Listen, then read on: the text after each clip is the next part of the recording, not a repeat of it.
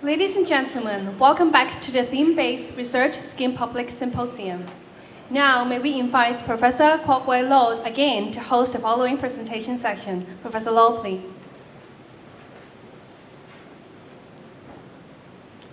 Thank you. For the second session, the first presentation will be delivered by Professor Jie Hongfat on his film-based research project. The title is Personalized Medicine for Cardiovascular Disease from Genomic Testing and Biomarker to Human Pluripotent Stem Cell Platform. So maybe, Professor Jie, you can start your talk.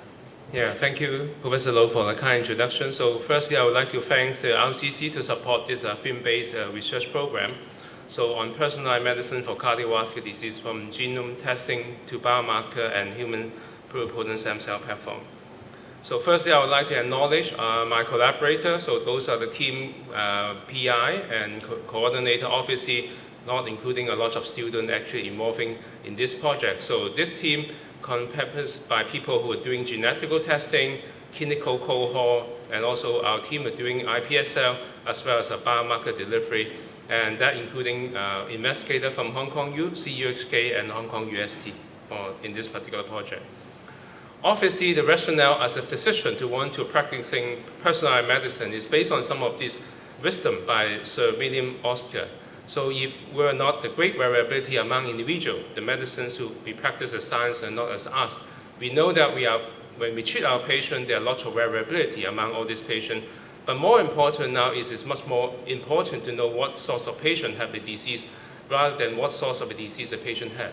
So this is the rationale. As a clinical physician, we always want to know exactly how our patient will be treated. And one of the important rationale we need to do personalized medicine, or nowadays what we call precision medicine, is we know that if we treat our patient with the same disease, with the same medication, a lot of patients may actually not responding. And more important, a lot of them actually have a bad side effect with all these medications. That's why we need to have more precision in terms of treatment on our patient. The other important driving force of this precision medicine is been previously mentioned by all the speakers, is actually the advances in genomic medicine. With all this next generation sequencing technology, now the cost of doing all this genome sequencing is actually much lower. So that now we actually can accessing all this genomic information much more easier and accessible, and also in a timely manner for our clinical decision. So I mean, this is the promises and also the aim for precision medicine. But more important, I just want to emphasize now, as a clinician, we now mostly treating patients in very advanced disease, but we should now start to using this precision medicine to try to drive more prevention medicine. So I mean, this is one of the main important focus for our project. And obviously, among all these different diseases, we mentioned earlier on there are a lot of cancer, but cardiovascular disease is still one of the most important leading cause of mortality worldwide, either in low or high income country. And among all this cardiovascular disease, coronary artery disease due to blockade in the coronary artery is the most important leading cause of mortality. And I think some of you may be aware, this is the latest report from the Department of Health from Hong Kong. If you look at this recent survey in terms of the health in Hong Kong population, if you look at using a family health risk score to count the population, if you look at the people who are more than 65 years old, you can see that up to 8 in 10 male using this score have classified as a high risk, and even 1 in 4 female are also high risk population. Obviously, that means there's a lot of patients at risk. On the other hand, this also signifies we have lots of error in terms of precision decision of the risk using this kind of risk score. So we probably need a more precise method to delineating the risk of our patient or having a cardiovascular disease. And obviously, among all these different risk factors for cardiovascular disease, dyslipidemia is one of the most important factors. So in this intra-heart study, to look at the risk factor for people who come in with myocardial infarction, dyslipidemia is one of the most important risk factors among different ethnic groups, even in Chinese, is still one of the most important risk factors. Indeed, treatment of dyslipidemia using statin is among one of the most important landmark treatment in prevention of cardiovascular disease for our cardiology practice. And now we know that if you're able to lower down your bad cholesterol, which is a low-density lipoprotein cholesterol, you're actually reducing the risk of cardiovascular event. It obviously depending on the population you study, but at least in terms of reducing 1 millimole per liter for LDL cholesterol, you achieve a 20 to 30% reduction in the risk of cardiovascular disease. So this is an important advances and also target for treatment. And the other important thing is if you look at the different populations. So this is an interesting analysis to look at using different study, either using Mendelian randomization, prospective cohort, or secondary prevention study.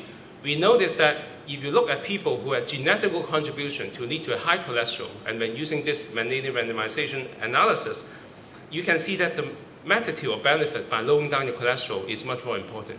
This signifies that people who carry the genetic variant lead to a high cholesterol.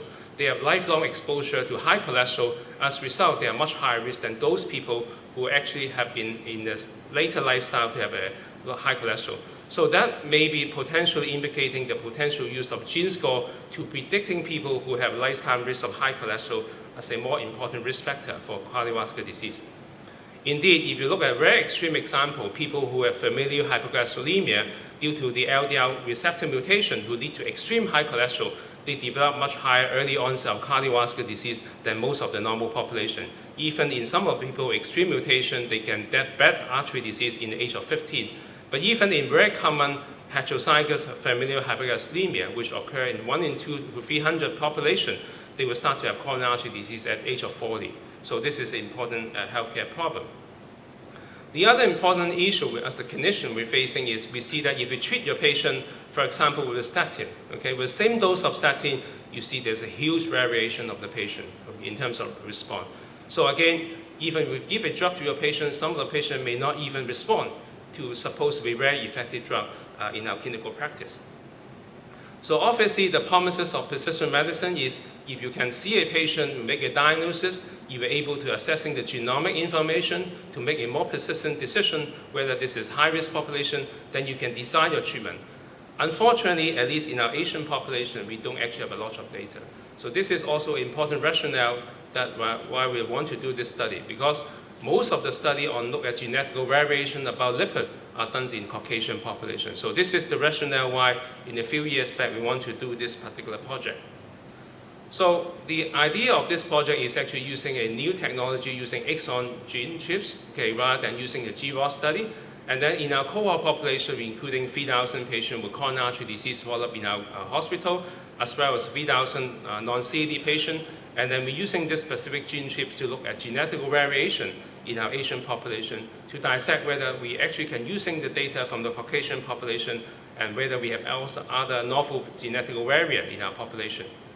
In addition to our own cohort, we're actually collaborating with another cohort in the northern China from Beijing, in addition to increasing our sample size to increasing the power of study. And based on this study, actually we're also using this specific exon chips. Exon is actually the protein coding region that can mainly using on the protein synthesis. So in particular that rather using the usual genomic sequencing, we're using this custom exon chips, which is enriched with Asian genetic variation. And also, we also enrich some of the variants have been known in the Caucasian population to have all this metabolic disease and try to enhance our detection rate for genomic variation in our population.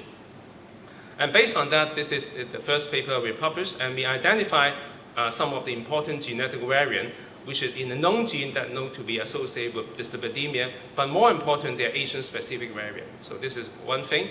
The other important thing, we actually identify 3 important new genetic variants associated with lipid that had not been reported before. So this is one of the initial findings. And then if you look at among different variants, if you look at some of the known genes, you can see that they're also highly correlating the risk of coronary artery disease, which is correlating with different dyslipidemia level. Obviously, the next step is can we verifying this data in our next population. So that's why we go on an additional study in the Guangzhou Biobank study, which including equal number of patients. Unfortunately, if we're using a specific gene chips based on the genome GWAS data from the Caucasian population, as well as some of these genetic variants, we fail to represent the data. So we think that we'll probably have some problem. And then the next step is actually, why don't we go for a bigger population? So then we actually join another meta-analysis to look at additional samples. So now we're looking into 2 times more sample to lump up with another cohort sample with 35,000 patients to up to a 47,000 Asian population in this particular meta-analysis. And indeed, we now using the exon chips rather than the GWAS data. We identify up to 250 variant actually correlating with lipid in our Asian population, in particular in 41 gene locus. And important, now we identify another additional 3 important genetic locus have not been reported before that associated with genetic variation on the lipid profile. The other important finding, we actually noticed that compared to using the previous GWAS study, the data from the GWAS study look at the impact on the genetic effect is very small. Indeed, some of the rare variant associated proton coding region, in fact, have much greater size. Okay, so this may be also in part why we actually failed to replicating our data in our Guangzhou biobank cohort, because we're based on the GWAS study in the Caucasian population. So again, the other important thing is actually we're able to verify the correlation between the lipid and also the risk of CAD. Again, in this data set, we're able to verify the data on the LDL cholesterol and total triglyceride and also total cholesterol to the risk of CAD. Again, we will confirm some of the data that HDL cholesterol are not correlating with coronary artery disease as shown in a recent study. So based on this study now, we actually have a number of genetic variants. So now we can actually using this new data to calculate a gene score. Now we can actually predicting using this gene score the number of variants the people will carry and also the lipid level. So that maybe in the future we can using this as a new platform to predicting the risk of our patient with having coronary artery disease, not only based on a single lipid profile, but in addition to their lifetime exposure risk of having a high cholesterol. Obviously, the other important insight we actually gained from this study is actually if we're using the Caucasian data, we were not able to reproducing in our data, and there's a lot of heterogeneity between the East Asian population as well as our Caucasian population. So that's why this also reinforces the data that we do need Asian-specific genome chips for this kind of analysis. And in particular, we need those data for the Chinese, for our application in Hong Kong. So the next step is we actually doing all these genome exon chips. We do actually have a lot of other genomic information. So the next analysis we actually look into is to look at potential genetic variant associated diabetes in our Chinese population. Again, we're using our own cohort and then verifying in the Guangzhou biobank data in this particular study. And again, we are now identify another 32 genome variant actually associated with diabetes, and 3 of them reach exon-wise association. In particular, we actually identify one new loci in the PAX4 gene, which is an effective gene at one of the particular chromosome 7 that may participate in the genetic diagnosis of diabetes. And this additional variant may be in the future as is a genetic risk score in our Asian population predicting cardiovascular risk. The other information we can generating is can be using this genomic information to look for associated with some of the biomarker. For example, like the FGF21. FGF21 is an interesting biomarker that associated with insulin resistance and cardiometabolic disease. And also in this particular study, also in our own cohort, we show that in a patient with normal cohort, patient with diabetes, and patient with coronary artery disease, you see a linear relationship increasing in this FGF21. So this may be a potential biomarker to be detecting cardiovascular disease in our own cohort. But do they actually have a genetic contribution to this particular biomarker in the serum? Again, indeed, we identify using our data to identify this particular glucokinetics gene variant actually can contributing to the variation of FGF21 in our own population. So the next step is, can we using this information to identify a platform for drug screening? So the next step is actually by looking at some of the genetic variation. As we noticed that in the previous study, LDL receptor mutation is the most important variant actually lead to a high risk of coronary artery disease and high cholesterol. So that's why we're actually now creating a StemCell platform based on this genetic variation to using our patient-driven sample. Previously, we can now using the patient skin biopsy, but our lab actually able to now using urine sample and even blood sample to introduce them into a patient-specific iPS cell. And from this iPS cell, we can actually differentiating to hepatocyte for drug screening in the laboratory. One of the things, as I mentioned to you, among all these different genes that lead to a mutation, LDL receptor mutation is probably the most important gene mutation. So that's why in this particular study, we identify a patient with an extreme mutation due to LDL mutation in exon 4. As a result, they lead to a high risk of coronary artery disease and premature cardiovascular disease in the family due to this LDL receptor mutation. And then what we're next doing is actually we creating patient-specific iPSC from those family, and then we actually using the urine, identify the urine epithelial cell, differentiate to iPSC, which is a pluripotent cell, look like embryonic stem cell, that we can differentiate to hepatocyte in the culture system, and then using this for drug screening. Obviously, this is not enough. We noticed that even using a dish or using a micro tissue for drug screening is not sufficient. So that's why in the next step, we're actually creating a chimeric animal to transplant the human hepatocyte into a mouse with immunodeficiency. And with that mouse, we're actually engrafting human liver. We can using this whole animal for drug screening. And by using that, we can also look at the physiology of the animal after the effect of the drug treatment. So indeed, what we're now able to reproducing some of the data in this iPS cell, we can actually using isogenic lockout to creating a iPS cell with LDL cell mutation, which is either heterozygous or even homozygous, versus a patient with a heterozygous familial hypercholesterolemia. And we can reproducing the data to look at LDL uptake and also the cholesterol level in a dish level, then we can actually reproducing the phenotype. The other next step is actually, can we using this platform for drug screening? Again, we're now using a statin as a prototype. We're able to show that if you give this cell in a dish with a statin, you can actually increasing the LDL uptake and then reducing the cholesterol level in this cell platform. Obviously, as I mentioned, we need a whole animal to verify the drug screening. So the next step is actually creating this chimeric animal. The basics is that is actually we're using an animal with immunodeficiency so that we can engraft a human cell, but introduce to a human cell to this animal, you need to inducing liver injury. So in this model, what we're actually creating is we're using an immunodeficiency animal, and actually also they carry LDL mutation. And in that, actually we inducing liver injury by irradiation, and then subsequently we transplant the human hepatocyte into this animal. So this animal actually carries some of the human hepatocyte. By using this model, we are able to show that about 10–15% of hepatocyte engraftment into this animal. And by using that, now we can using this animal for drug testing.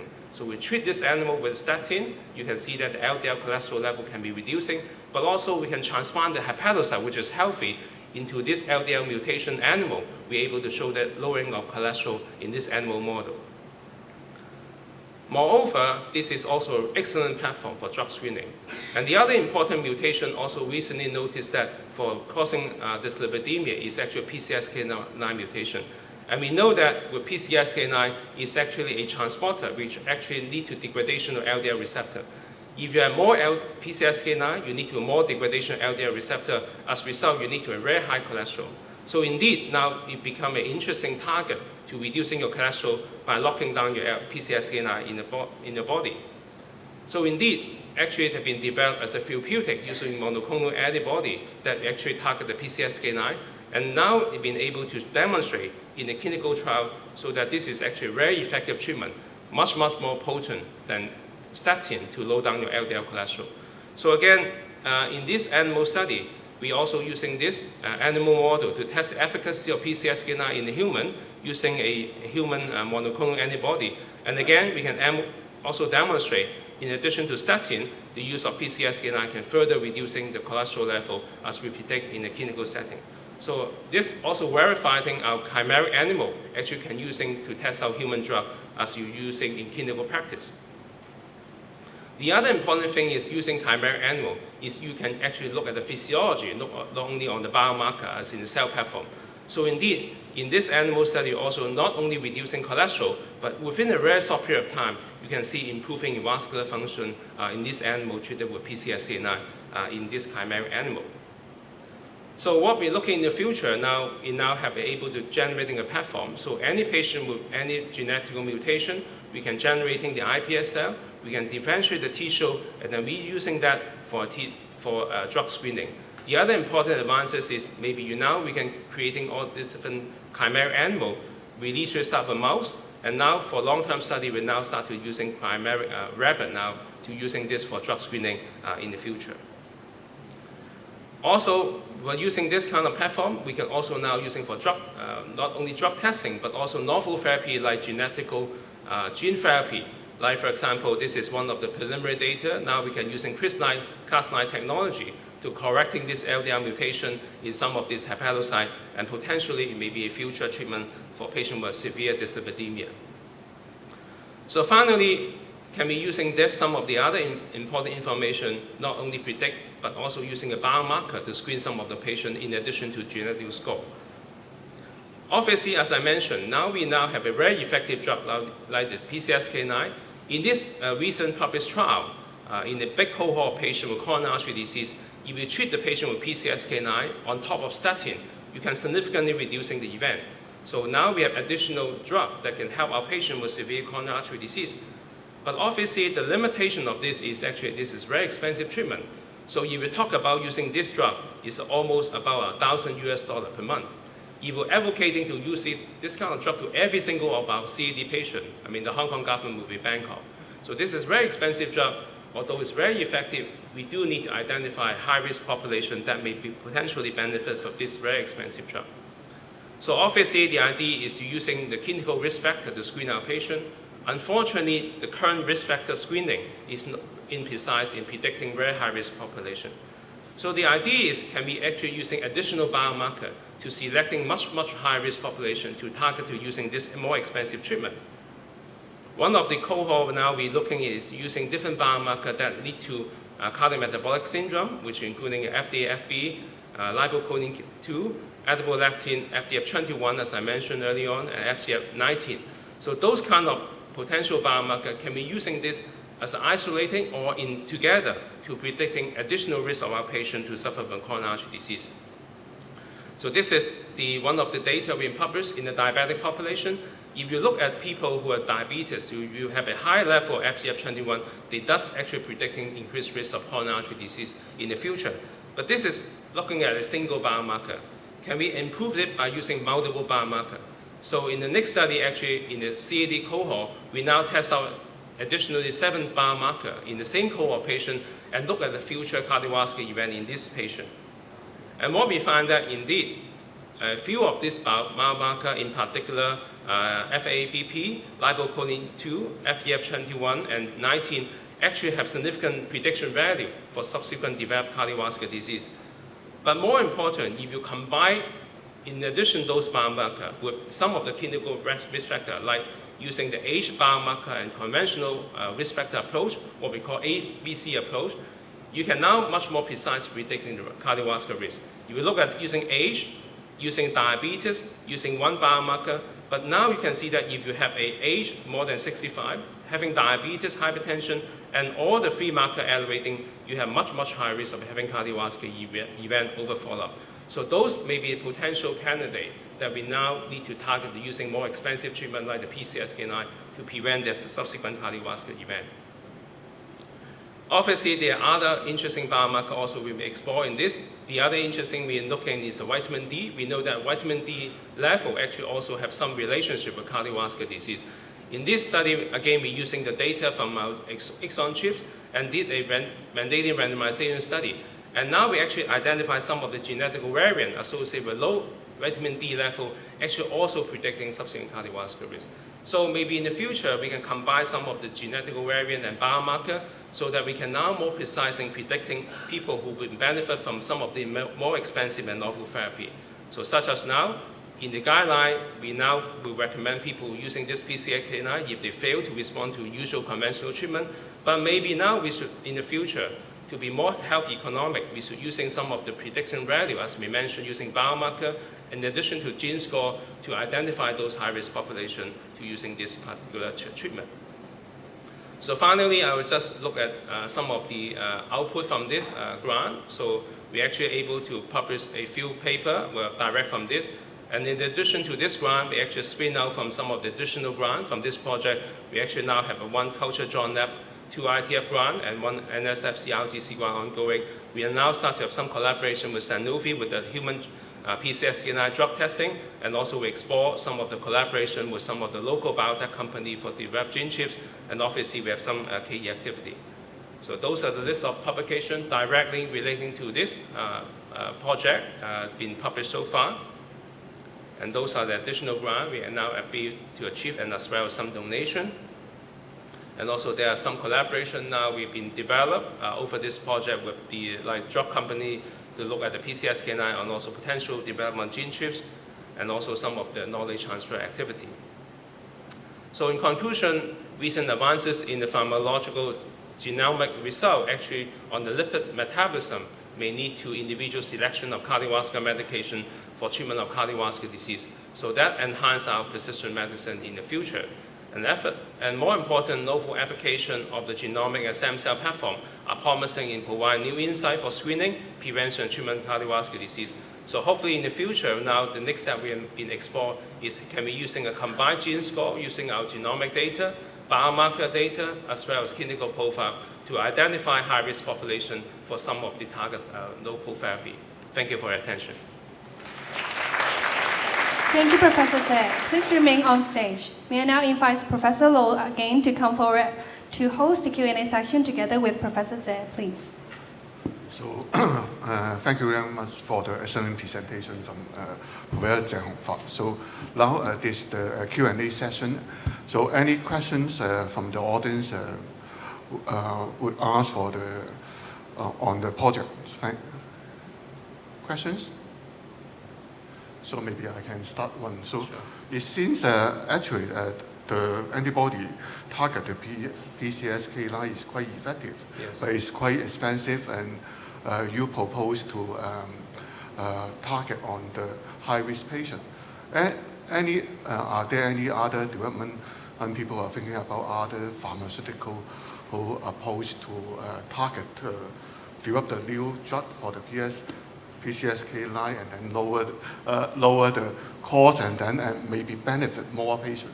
Well, there are several important developments on PCSK9. So obviously now being available in the market is monoclonal antibody. So now also there's a siRNA-based therapy. Actually, they can only one injection last for 6 months. Yeah. So obviously this may be and also more cost-effective. They also have some small molecule being developed, oral preparation. But again, those are things also down in the road. But also there are other new targets been coming also along. Not only PCSK9, is also now some drug be targeted on triglyceride level. Yeah. So there are also some biologic actually now been developed target on triglyceride level, and also be potentially reducing risk of cardiovascular disease. Yeah. Oh, thank you.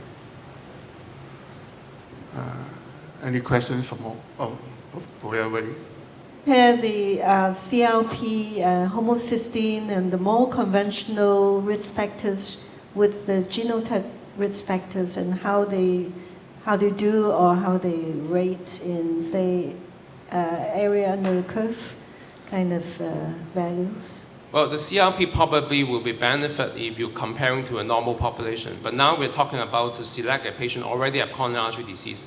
In people already have coronary artery disease, they already tend to have a high inflammation marker.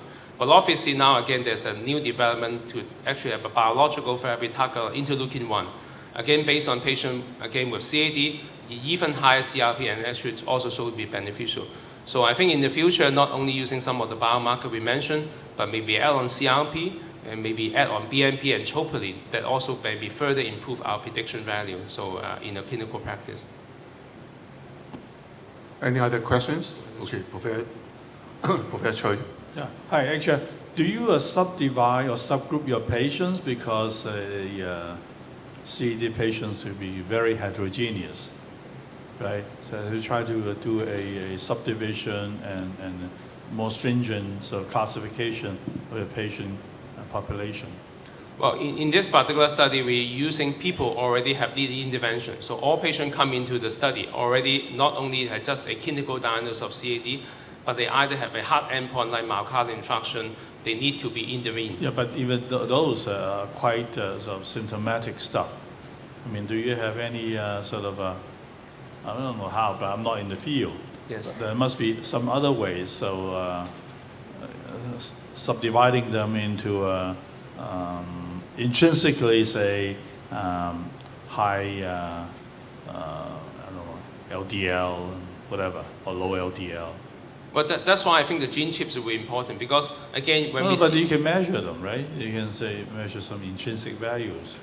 I don't know. I mean, I'm not in the field, but I mean, you have a mixed batch of people going in, all have a heart disease, and Yes. you know that it's heterogeneous. yes, And then you keep measuring, and then they will get you all the different results. And every time you measure, it will give you some results, okay? Yes. Because you compare markers amongst themselves, and which markers become so highly associated, and they give you a significant score. And that's why you go to another population, you see slightly different results, because actually all those markers you identify in previous studies was just spurious.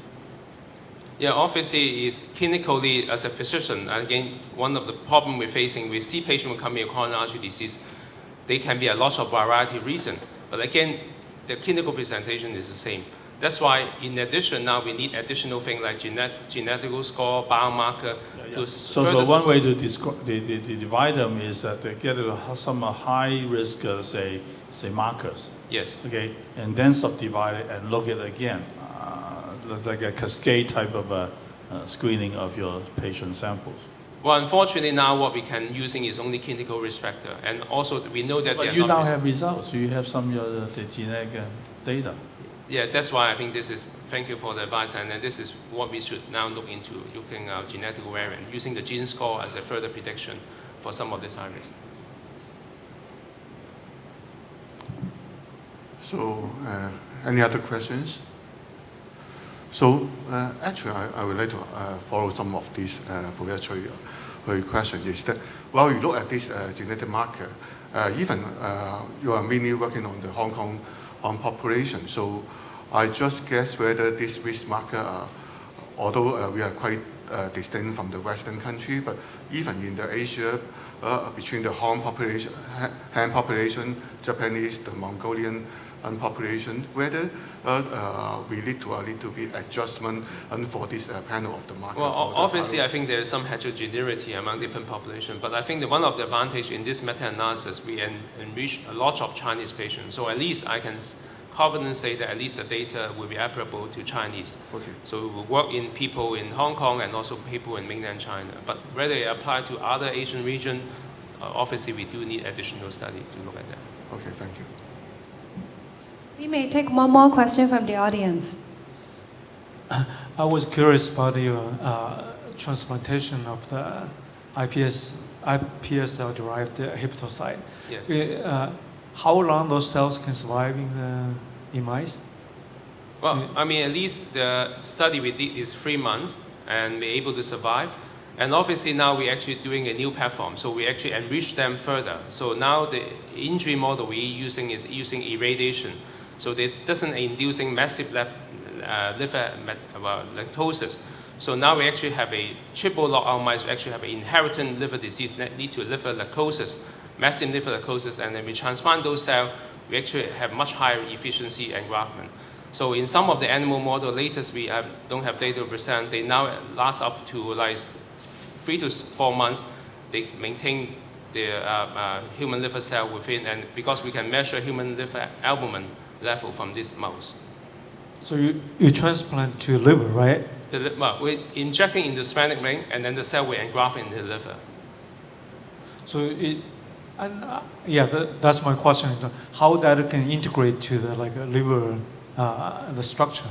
That's why we need to inducing injury first. So the intrinsic liver lactosis, so that your extrinsic hepatocyte come in, they will engraft into this injury liver, so that they can be populated. So in this first model, we only achieve about 10-15% of engraftment. But in the next model, we're using a genetically modified model and lead to liver necrosis. We actually can achieve like 80-90% engraftment into this mouse. Thank you, professors. May we invite Professor to return to the audience? And Professor Lo can continue to introduce the next presentation.